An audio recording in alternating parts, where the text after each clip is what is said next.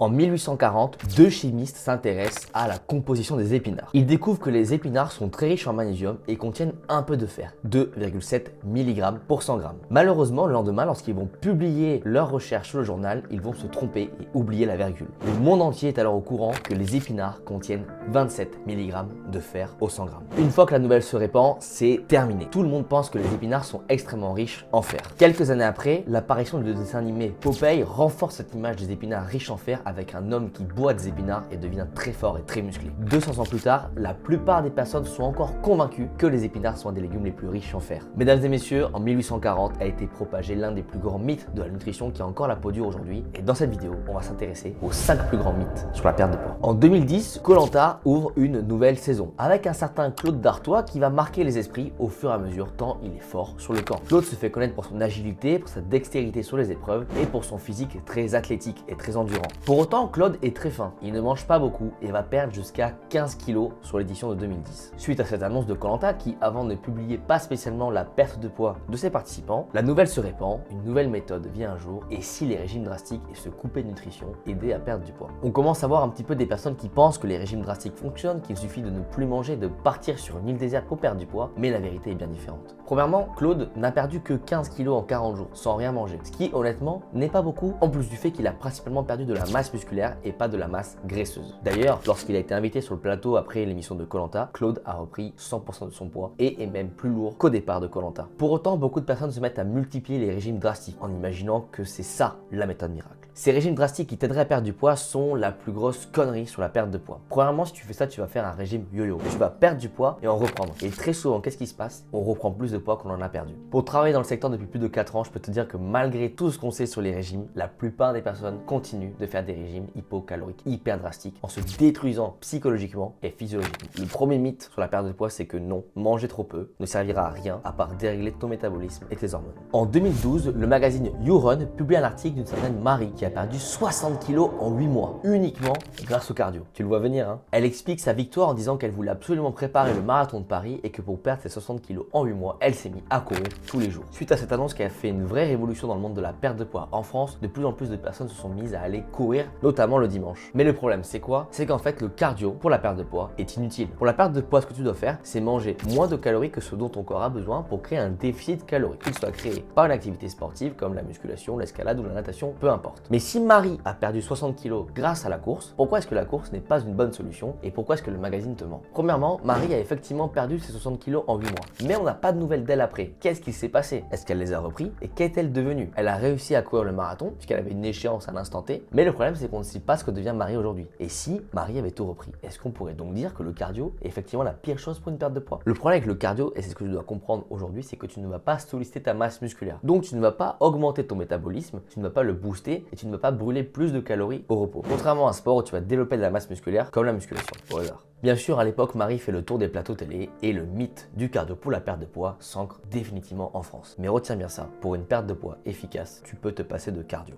Laisse-moi à présent te parler de Francesca, ma grand-mère. Ma grand-mère est née à Palerme en Italie et s'alimente à la méditerranéenne, avec une diète méditerranéenne assez garnie, avec des pâtes, beaucoup de fruits, beaucoup de légumes, de la viande, du poisson, des œufs, bref, que des produits naturels et aucun produit industriel. Parce qu'en Méditerranée, on ne mange que très peu de produits industriels, malgré la friture omniprésente dans pas mal de repas. Soudain, en France, un mouvement apparaît, le mouvement des régimes faibles en glucides, qui serait encore une fois le régime miracle, comme si depuis 10 000 ans l'humanité avait un problème, c'était les glucides. Effectivement, les sucres industriels sont un problème, mais tu sais comment ça se passe. Une fois qu'un mythe est répandu, il n'y a plus de nuances. Les gens se mettent à confondre glucides et sucre et ne font plus la différence entre du riz, des pâtes et du sucre de canne, du miel, des glaces et des beignets. Alors la nouvelle se répand. Les glucides le soir font grossir parce que oui, après tout, ça semble extrêmement logique. Le soir, tu dors, tu ne bouges pas, donc tu ne dépenses pas de calories. Pour autant, est-ce que tu penses vraiment que le soir tu ne dépenses pas de calories? Tu rêves, tes organes fonctionnent et ton métabolisme continue à travailler. Ton corps vit, donc tu brûles des calories. Et puis entre nous, la plupart des personnes brûlent plus de calories en dormant qu'en étant assises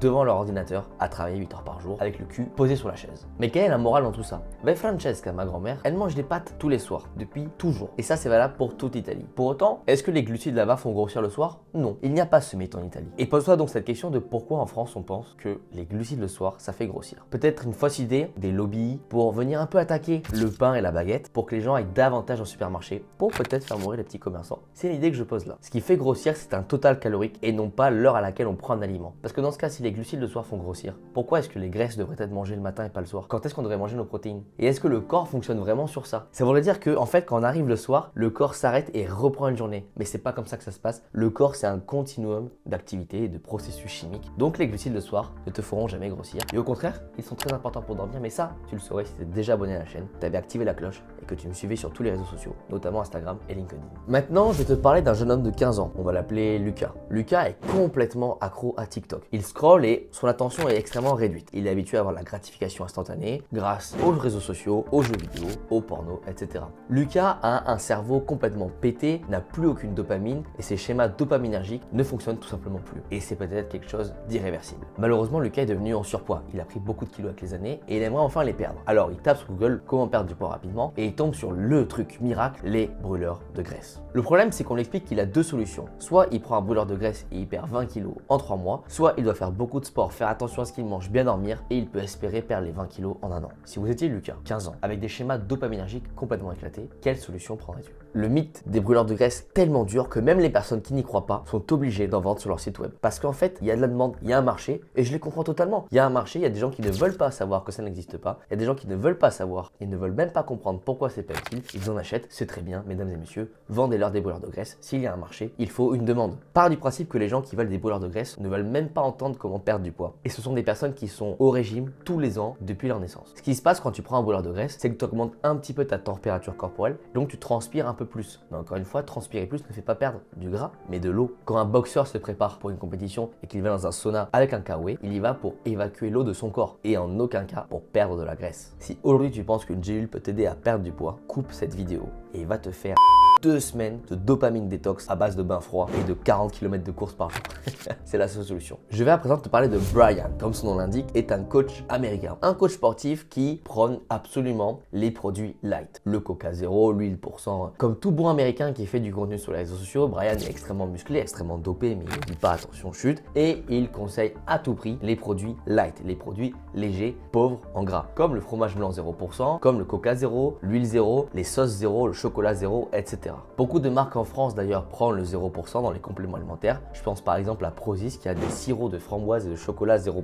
Alors oui, c'est vrai que quand il y a du 0%, il n'y a pas de calories. Et un fromage blanc 0%, c'est intéressant parce qu'on a juste enlevé le gras. Mais la plupart des produits 0% en fait vont certes pas t'amener de calories et donc pas de stockage de gras, mais c'est bien pire parce qu'elles vont t'amener des perturbateurs endocriniens. Ces perturbateurs endocriniens vont venir détruire ta flore intestinale et ton microbiote, ce qui va venir dérégler absolument tout ton métabolisme et tes hormones. Tu vas être capable de prendre du poids alors que tu manges peu, tu auras des niveaux de faim complètement délirants, tu auras tout le temps faim, tu ne seras jamais rassasié, tu seras tout le temps stressé. Et ça, c'est à cause des produits 0%. Alors honnêtement, entre un Coca Zéro et un Coca normal, je sais pas ce qui est le pire. Honnêtement, je prends du Coca Zéro parce que c'est le seul produit léger que je prends. Mais quand je vois qu'on a créé des huiles 0%, du sirop de chocolat 0%, je me dis que c'est très grave ceux qui prennent ça tout le temps. Pourquoi? Parce que comme je t'ai dit, tu vas dérégler tout ton corps. Et donc, tu vas peut-être même perdre de la testostérone, tu vas même devenir stérile à cause de ces perturbateurs endocriniens. Et ce sont des choses qui vont venir abîmer ta peau, abîmer la qualité de tes cheveux, ta mémoire, ce sont des choses invisibles. Mais le 0%, ça a bonne gueule. Prends un Coca Zéro, mange un sirop zéro, prends ça, c'est de l'huile zéro, tiens, ça c'est du gras zéro. Donc en fait, tu manges des calories vides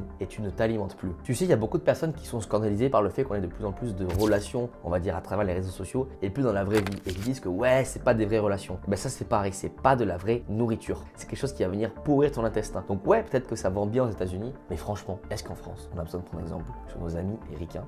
Je pense pas. Quand je réalise une perte de poids avec un client, bien sûr, tous ces mythes sont balayés. Je t'apprends et je t'explique à perdre du poids pour que tu deviennes indépendant une fois que je ne sois plus là. Mon accompagnement de 6 mois est simple, t'aider à perdre du poids de façon rapide et surtout durable. Ça ne sert à rien de perdre 20 kilos si c'est pour les reprendre à la fin d'un coaching. Abonne-toi, fais ta demande de coaching juste en dessous et je te dis à très bientôt. Ciao.